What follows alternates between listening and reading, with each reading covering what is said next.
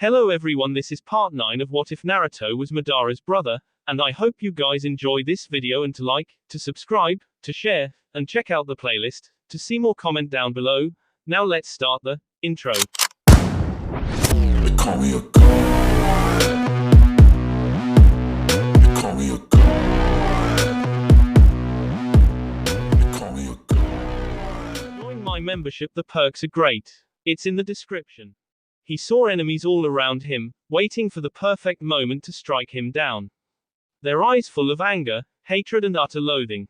Their swords and sickles eager to taste his B, and the pitiful K intent making a mocking effort to make him cower. Glancing at the few allies he had left, he saw they were preparing themselves to S. The responsibility of this failure lied on his shoulders, for he should have known the Yamanaka could do something like this. If it had been Madara in his place, his brother would have butchered the top leadership, making the remaining younger ones bend the knee. But Naruto had done the opposite. He had went with his heart, sparing all Yamanaka except for those who perished in battle. He had not even any Yamanaka civilians and allowed them to go back to their peaceful lives. He had allowed his enemies to surrender instead of kill them all. It was the good thing to do, the honorable thing. But there was no place for such things in this world. He could already imagine his father's disappointed eyes looking down on him. The old man would have taught the Yamanaka a much harsher and B lesson than his foolish young son. And now his own clansmen had to S, their only fault being the fact that their leader was soft of heart. His friends, his aunt, his clansmen, and even their Hatake allies were all in danger of annihilation because of him. It was burden that weighed his ever solemn heart. Even Kurama. He watched his enemies that only continued to outnumber his forces. Whatever his mistakes, he was still the leader of his army, and it was his duty to get him to safety. No matter the cost. Tekka, the said older Uchiha, warily glanced at him but was surprised when Naruto pointed him in the opposite direction, leading towards the Yamanaka town. Get our people and the Hatakes out of here. I'll hold the line, instructed Naruto. Tajima-sama and Madara-sama will have our heads if we leave you behind, pointed Tekka hesitantly, aware about the wrath they would incur should those two learn what happened to the K. Are you disobeying me? Tekka Uchiha flinched when Naruto's cold eyes landed on him in full force, making him gulp. He glanced at his own clansmen and the Hatake, who looked quite relieved with the new option provided to them. Still, a question lingered on Tekka's mind. They'll kill you, you know that, right? Asked Tekka seriously, glancing at the Senjus and their allies who were now starting to get closer. For his part, the K merely glanced at his ancestral sword before looking back at the enemies with a wry smirk. I've won more single combat than any of these tree huggers. I can handle them, promised Naruto. Tekka could not argue against that point. Whatever sins the K had committed in his life, there was not a single Uchiha who doubted his fighting prowess. Seeing Naruto was not going to change his mind, Tekka glanced at him one last time while also giving a subtle signal to his allies to get ready to flee. Any last words? Naruto would have laughed if not for the situation, because he remembered asking the same thing to many of his enemies before they S. Tekka, in his own way, was asking him if he had any message for his family. His father would not be much affected, but no words would be enough to console Madara or even Naori. But still he wanted to humor Tekka nonetheless. I am a ninja. I shall S as one.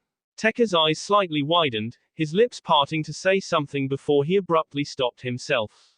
For the first time in his eyes there was an emotion other than loathing for this young boy. We will avenge you, promised Tekka, earning a loud laugh from Naruto. You speak as if I'm S already. Mocked Naruto, his usual sarcastic grin present on his face. Tekka could only grimly nod in understanding. Now go. Make sure the fox escapes with you. With a fleeting nod, Tekka and his companions took off to the trees with great speed. The Senjus cursed and made to follow, but Naruto got in the way and his hand on the forest ground.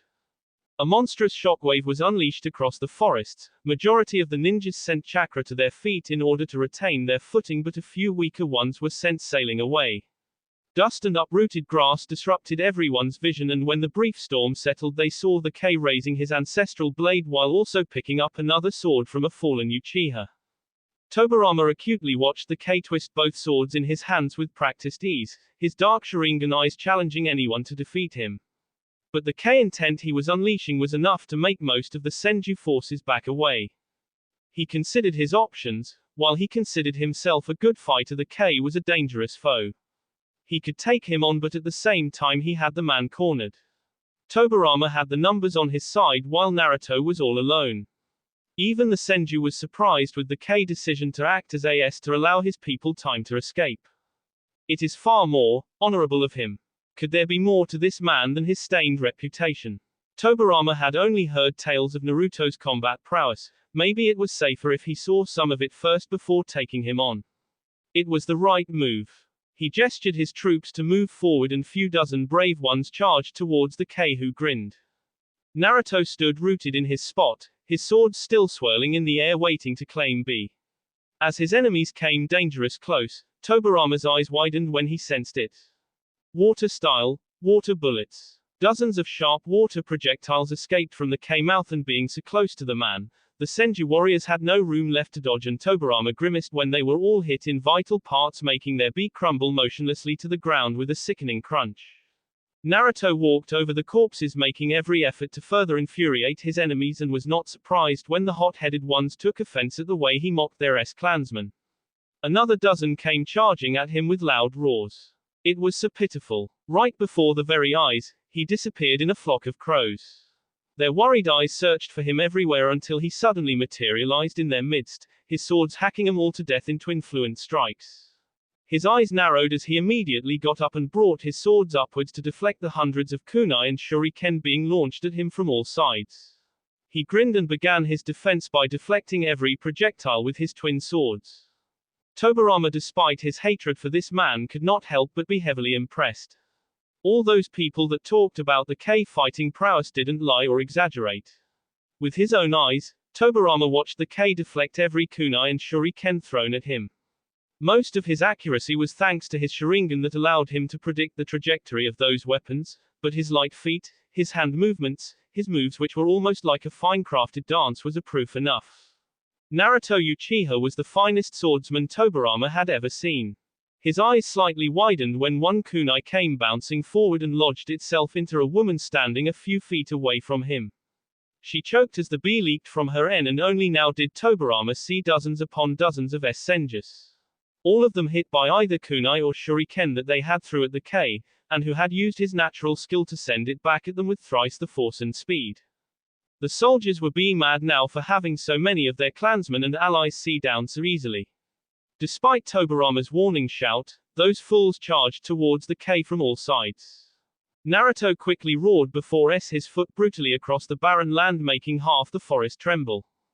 The approaching horde of soldiers also struggled to balance their footing and were as such left defenseless when the K twisted his twin swords in a 360-degree circular movement.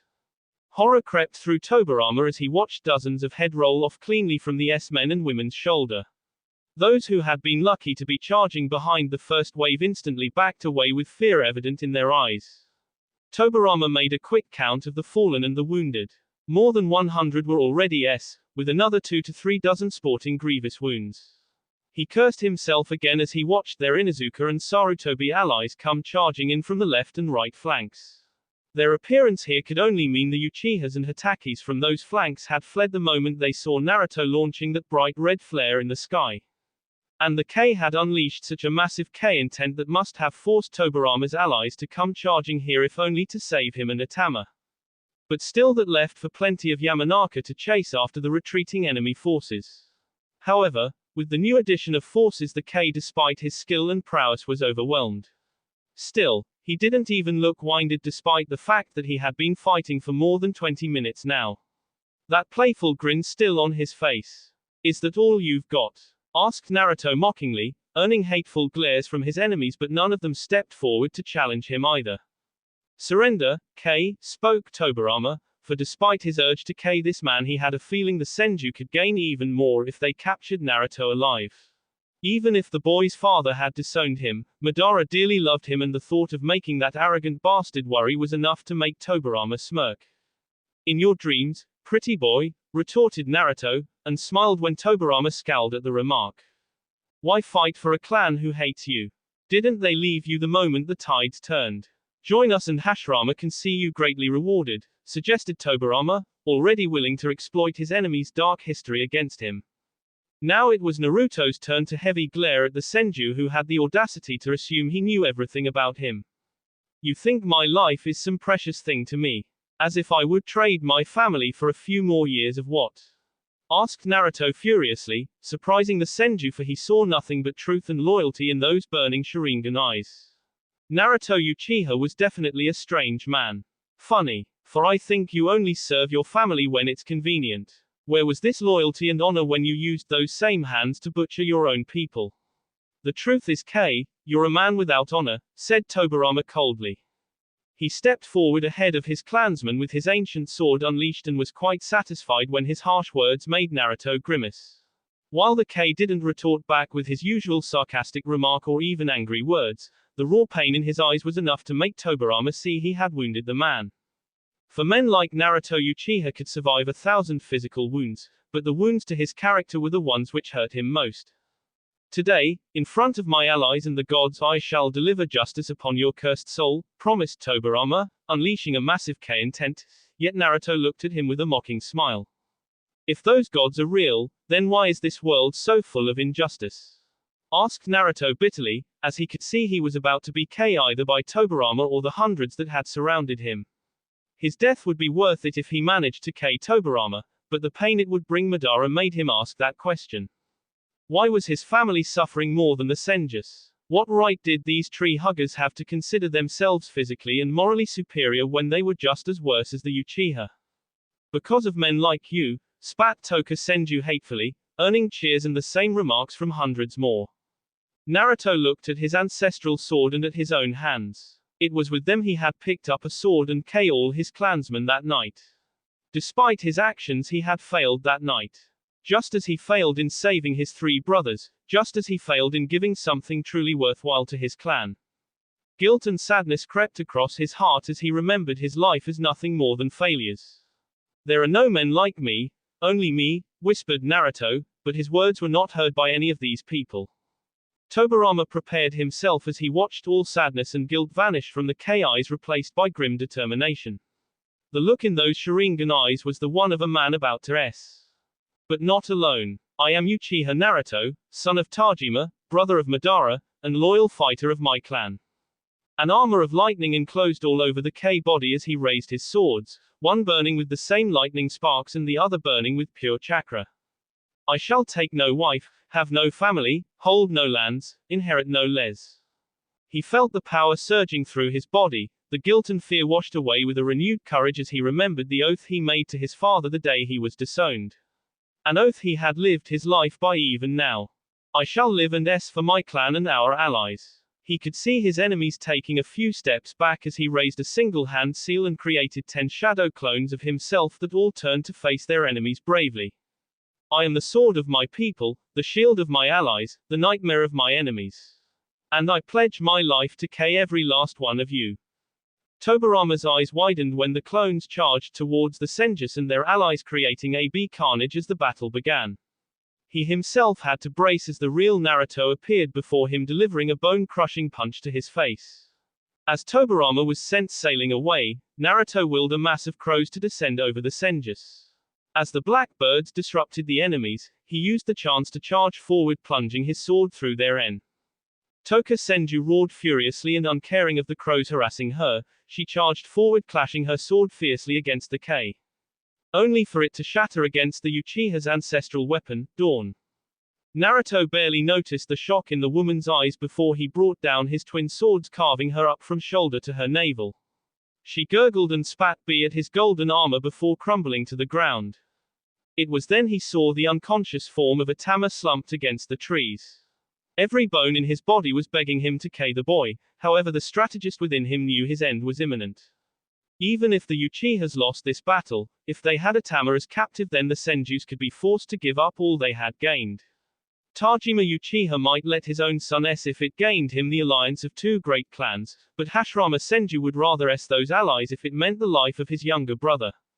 Naruto could see Tobirama rushing towards him, but one of Naruto's own clones got in his way, allowing the K to create one more shadow clone who quickly grabbed Atama by his shoulders. The enemy army froze when Naruto's clone placed a kunai at Atama's T. Even Tobirama stopped with horror ever present in his eyes. Move a muscle and I'll see his tea, warned Naruto, even if his mind was pulling him in two directions.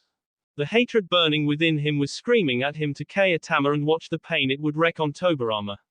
It might even make the cold Senju go berserk, which Naruto could use to kill him. But the strategist within him knew how valuable a prisoner Atama was. The boy was also Naruto's lifeline in this battle, for no matter how strong he was, there were just too many enemies here. What do you want? Asked Tobirama icily. Take your army and go back to your lands. Get me a written order from Hashirama stating the Senjus parting with the Yamanaka and Hitaki clans both. Then I shall release your brother back to your family, replied Naruto frankly. He watched as a sea of conflicting emotions passed through Tobirama's eyes as he glanced at his younger brother and then at his army that was watching his every move. No deal. Naruto cringed when Tobirama raised a finger and instantly a mass of water erupted from beneath the ground, destroying the shadow clone holding Atama captive, while the injured Senju was quickly grabbed by his clansmen, this time being completely drawn away from the battlefield. You used our conversation to gather time to make your move. Clever of you, Tobirama. With his trump card destroyed, Naruto raised his swords again and watched the last of his clones getting destroyed. Still, they had inflicted more casualties on their enemies, which was a bonus in his books. But now he knew his defeat was certain, even his death. Still, one good thing was still left before him. A chance to revenge his dear brother, for if he was to rest today then he was taking Tobirama with him. Both fighters stepped closer as the enemy army now formed a circle around them. Sensing Tobirama's furious gaze and intent, none of his allies tried to intervene, which was a relief for Naruto. Ready to S.K.? Asked Tobirama coldly, raising his own sword, which also now cackled with lightning, much to Naruto's surprise. He flung the ordinary sword in his hand aside, for it would be useless against Tobirama's own dangerous weapon. Now they would both spar, Naruto with his great ancestral weapon and Tobirama with his own holy blade. Dance with me, then, taunted Naruto with a smirk. Tobirama grimly nodded before they both charged forward, clashing their swords, sending wild sparks of lightning everywhere, with some even hitting careless Inuzuka, who was stupid enough to stand too close. Tobirama winced at the injuries to his own allies and was further irritated when Naruto mocked him for it. Tobirama used all his strength to land every powerful swing of his sword across his enemy's body. However, the K was very quick on his feet and even quicker with the movement of his sword, which he used to deflect every blow. Deciding to go on the offensive, Naruto forced a vertical S towards Tobirama's head, which the Senju blocked with his own weapon, which left him wide open as Naruto suddenly jumped, delivering a brutal kick on Tobirama's armor that sent the Senju crashing away, while the K flipped in the air while performing a set of hand seals quickly. Lightning style, electromagnetic M. A maniacal laugh escaped from Naruto's lips as he watched the sheer horror that spread in Tobirama's eyes, watching his own allies being electrified before his very eyes. Naruto didn't relent and continued to shoot bolts of lightning from his hands that were powerful enough to even hurt Kurama. Against the lightly armored Senjus and their allies, the attack was a death blow and a dozen more were sent crashing away. Their lives already ended before they even hit the ground. The carnage would have continued had Tobirama not made his move urgently. Water style, Water Dragon. Naruto was quite impressed when Tobirama used the water present in the air and turned it into a monstrous dragon with menacing yellow eyes. But by then he had also decided and acted on his counter move. Fire style, Fire Dragon. He so dearly wished his father and their clansmen could see him unleashing bright red flames from his mouth and shaping them into the image of a roaring fire dragon. They had all despised him for not being able to use fire jutsu naturally, but after years of training he was at least good enough to perform some decent moves. Although pale in comparison to the things Madara could do with fire, Naruto liked to think his elder brother would be happy with his progress.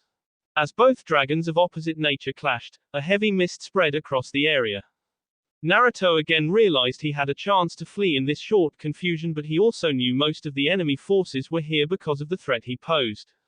If he ran away, then these same enemy forces would pursue his Uchiha allies, his Konosuba comrades and Naori. And he couldn't allow any more of his people to rest. Even if they hated or despised him, they were still his family and that was all there was to it. So he used that short chaos to wreak more carnage across the battlefield by silently creeping upon unaware enemies and their tea. He used genjutsu to trick the alarmed fighters into harming their own allies, which only made him laugh. But his fun didn't last long, as a wild gust of wind dispersed the mist and he found himself again surrounded by enemies, albeit fewer than they were before. Tobirama saw the 36 more soldiers that Naruto had in the confusion and grimaced. This victory was going to be very costly. But it also made one fact clear to him. Naruto Uchiha was stronger than him. He could continue to engage the man, but it would not stop Naruto from causing chaos and more of Tobirama's supporters, and enough had already on this front not to forget those who could have on the other two flanks. He had to put an end to all this senseless death. Setting his pride aside, he gave a subtle nod to his army. Naruto's eyes widened when he saw dozens of enemies performing a quick set of hand seals, and all of them were looking at him. Dozens of fireballs, water bullets, wind sea, lightning bolts, and even giant rocks were hurled at his position. He allowed him to assume that he was done for before at the last second he made a quick hand seal. Kawarimi. Tobirama cursed out loud when he felt a violent force pulling him, so sure he was of his victory that the chakra going through his feet was not enough to resist against the monstrous pull. Before he could blink, he appeared right into the spot the K once stood. He just had enough time to see the army of attacks that had been launched by his own clansmen before they hit him. Naruto collapsed brutally against the ground where Tobirama once stood as he heard the bee-curling scream of the senju with whom he had replaced himself at the last minute. By the time the dust settled, he found Tobirama smeared in burns and deep sea across his entire body. The white-haired senju spat bee, and the same liquid leaked out of a dozen wounds from his body as he fell to his knees before crashing gracelessly across the forest ground, staining it crimson. The Senjus and their allies watched in horror as their finest warrior fell, the victim of trickery.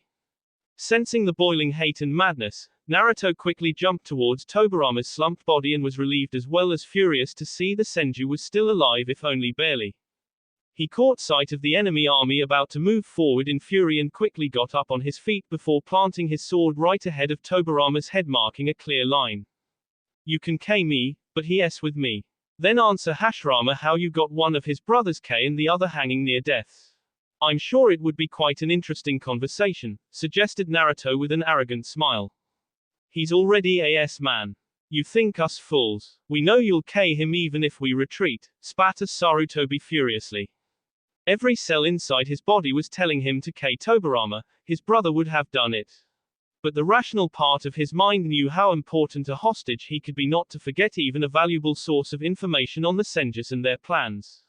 In that way, he was more important that Atama Senju for Tobirama was considered to be Hashirama's top officer. Whatever his thoughts on the Senjus and their allies, one thing Naruto admired was the fact that they respected and actually cared for their comrades. Something which the Uchihas lacked to some extent. Both clans were just as worse despite what either side claimed. However, the Senjus looked after their friends, and in return those friends looked after the Senjus. We don't trust you. Everyone knows you hate Tobirama, spat Senju bitterly. Yes, I hate him for K my brother. But ending this conflict ensures the safety of my people and that of Hashirama's most trusted brother. Now make your choice, I am prepared, declared Naruto, as he picked up his sword and placed it just above Tobirama's head. He saw the conflict in their eyes clearly.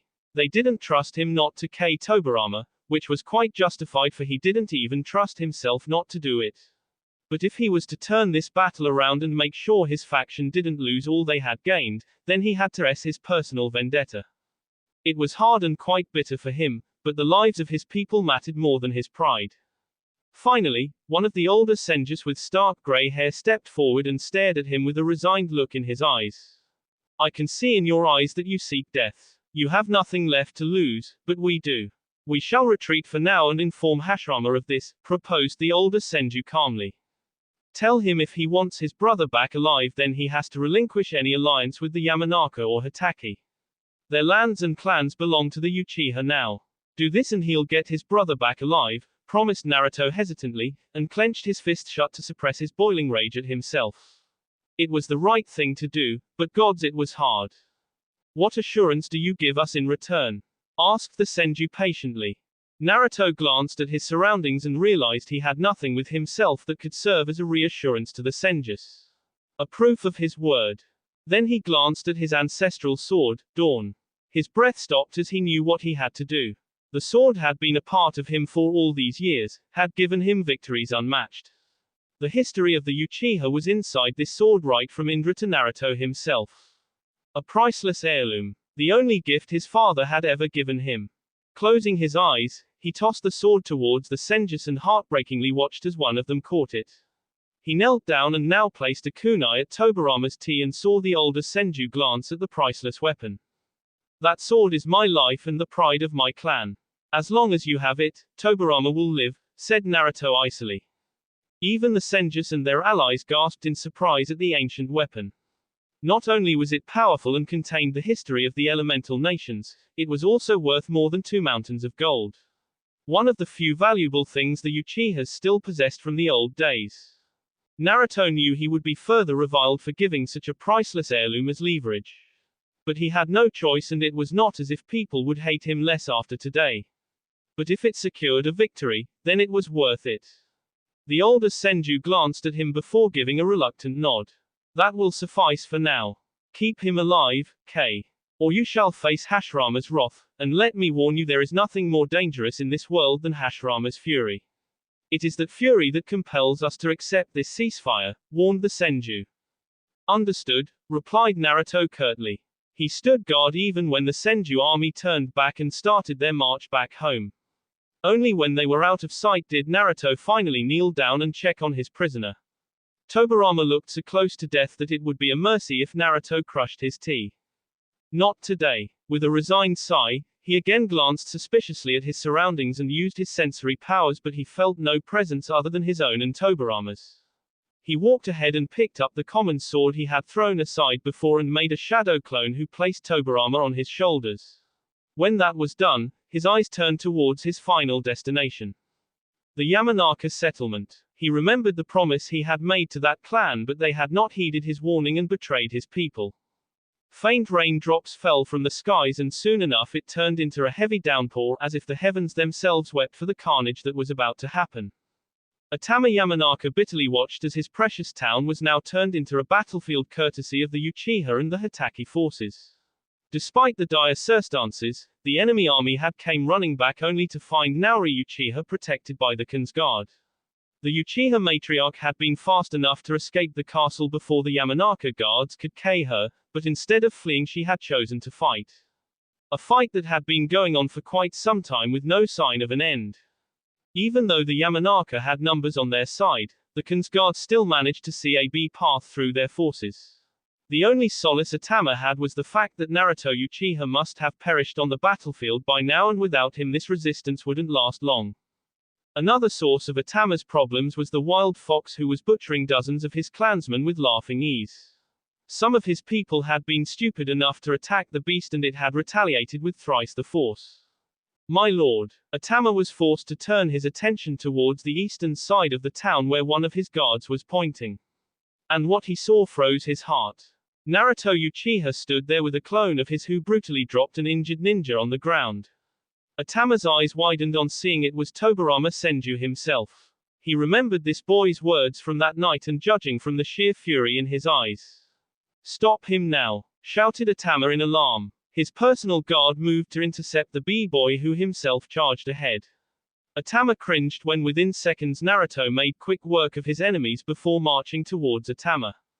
The clan head performed a quick set of hand seals but had to duck when Naruto threw his sword straight at Atama's head. By the time Atama recovered, the K had used a shunshin to appear right in front of him. Alarmed, Atama sent a kick towards Naruto's armored C, and when the blow connected, something unexpected happened. Naruto didn't move an inch. He's channeling great chakra to keep his hold on the ground. Atama cried out in agony when the K punished him for that mistake by connecting a solid blow to Atama's knees, the disgusting sound of bones cracking and Atama's scream drawing the attention of the fighting armies nearby. Naruto moved quickly by first breaking the Atama's remaining leg, followed by the man's arms, and finally connected a solid blow to his family jewels. By the time he was done, the Yamanaka clan head was gasping and in pain. It's time I keep my promise, whispered Naruto reluctantly. The Yamanaka fighters tried to come to their clan head's rescue but were fiercely pushed back when Kurama got in the way. Naruto ignored the commotion and all the eyes that were on him and instead dragged Atama through the dirty streets by his collar before arriving towards a pole hanging in the town square. Without a word, he grabbed Atama and the man against the wooden pole and quickly tied ninja wire around his body to keep him chained there. "What are you doing?" gasped Atama Yamanaka in horror.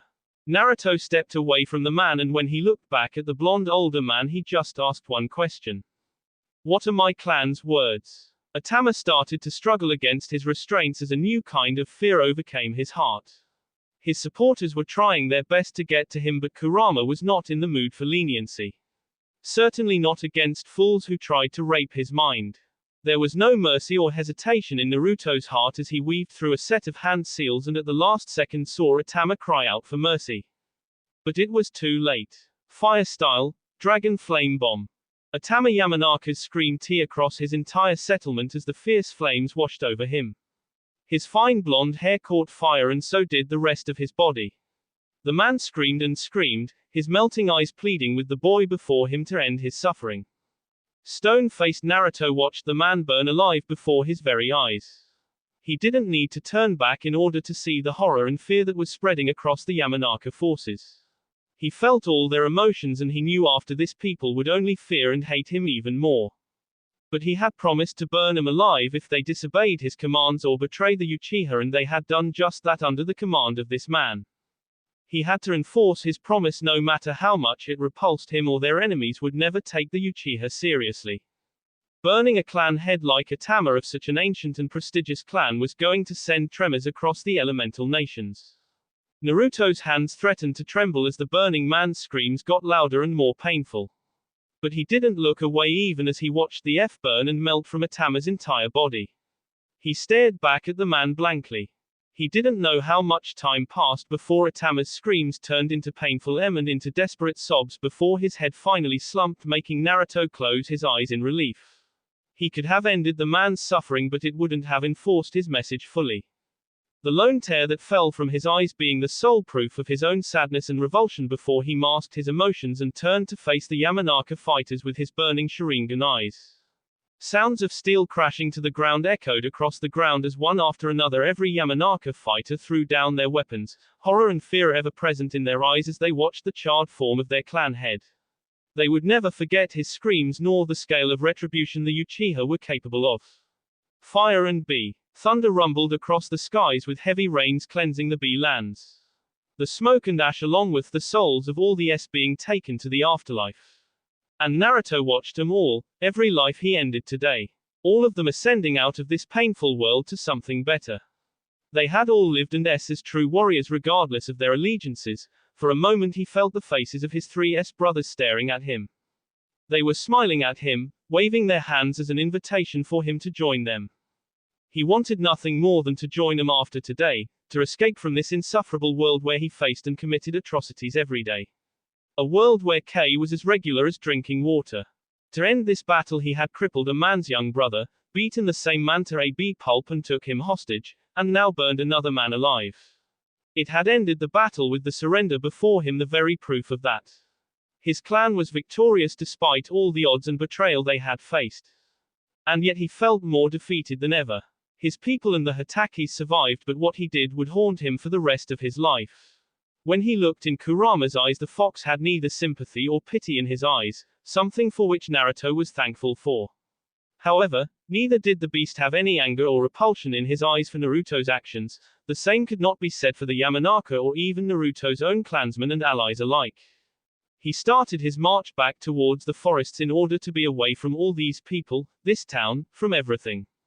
People parted away from him as if he was the plague itself, including his Kinsguard and his aunt, but he didn't blame them. The fox wordlessly joined beside him, making Naruto glance at him sadly. There are no victors here. That will be all for this video. Be sure to like, subscribe, share, and comment down below for more videos. Goodbye.